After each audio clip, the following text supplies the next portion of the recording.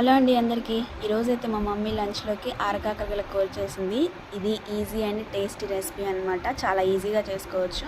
దీనికోసం ముందుగా ఆరకాకరకాయలని నీట్గా క్లీన్ చేసుకొని చిన్న చిన్న ముక్కలు కట్ చేసుకొని పక్కన పెట్టుకోవాలి.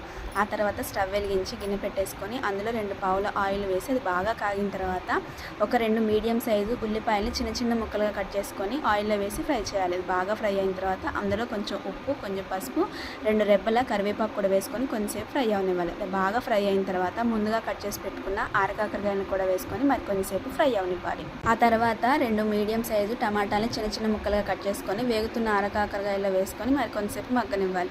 ఇవి బాగా మగ్గిన తర్వాత 1 స్పూన్ కారం అలాగే 1/2 స్పూన్ ఉప్పు వేసుకొని మరి కొంచెంసేపు వేగనివ్వాలి. ఇది బాగా వేగిన తర్వాత ఇందులో ఒక 3 వెల్లుల్లిపాయ రెబ్బలు కచ్చాపచ్చాగా దంచేసుకొని వీటిని కూడా కొంచెంసేపు ఫ్రై అవనివ్వాలి. అంతే అండి, వేడి వేడి ఆరకాకరకాయల కూర రెడీ. నచ్చితే ఖచ్చితంగా సబ్స్క్రైబ్ చేయండి.